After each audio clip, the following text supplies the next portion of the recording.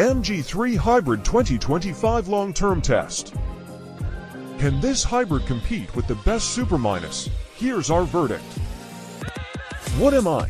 Autocar's supermini correspondent. I'd be quite happy with that, actually, having previously run a generally fabulous Renault Clio E-Tech hybrid and then an endearingly honest petrol Dacia Sandero on our test fleet. Now I'm trying the new MG3, a car on which I delivered Autocar's first verdict back in May, and a very positive verdict at that. Well, MG did promise everything about it was designed to put a smile on your face. The old 3 seemed a generation behind the competition, even when I last drove it some 6 years ago, the justification being that it was one of the cheapest cars on sale. This new 3 is a wholly different proposition.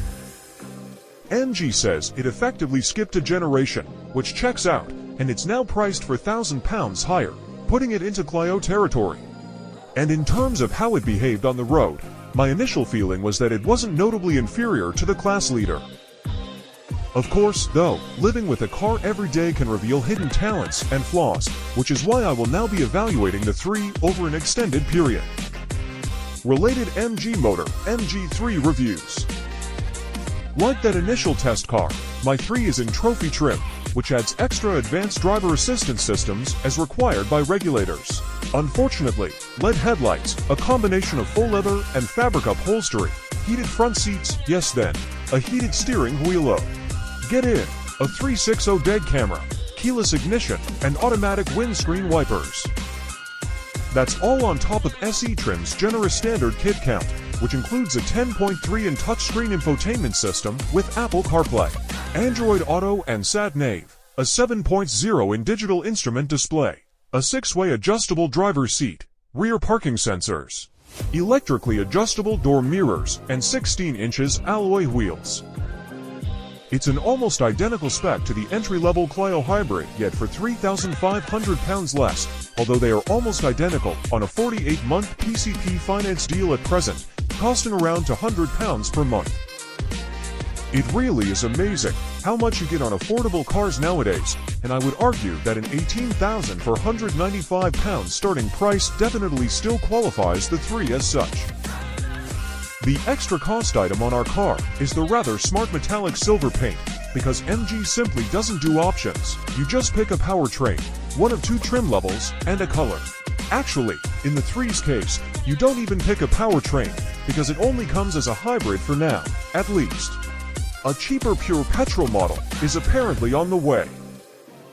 This combines a naturally aspirated 1.5-liter 4-pot petrol engine, a 3-speed automatic gearbox, an electric motor, and a small 0.92 kWh usable capacity battery. Combined outputs are put at 190 bhp and 313 pound-feet, or in electric-only running, there's 130 for bhp and 180 for pounds-feet, significantly more than some perfectly usable EVs have. I'm still unconvinced about the accuracy of that combined torque claim, even though the 3 can kick me up the backside with what is for a supermini hilarious strength. It's something I need to look into in greater detail. Certainly, the gearbox, while simpler than the mind-boggling multimodal unit in the Clio, isn't what you would usually find, having so few speeds. It provides distinct waves of power delivery, one of them coming, confusingly and unhelpfully, at around 70 miles per hour, so perhaps the answer is somewhere therein. In these tough economic times, the outstanding efficiency of the Clio was one of my favorite things about it, as it averaged 53.5 mpg during our time together, against an official 65.7 mpg. Given that the 3's WLTP figure is a similar 64 mpg, I'm relishing the prospect of still having some extra money left at the end of each month.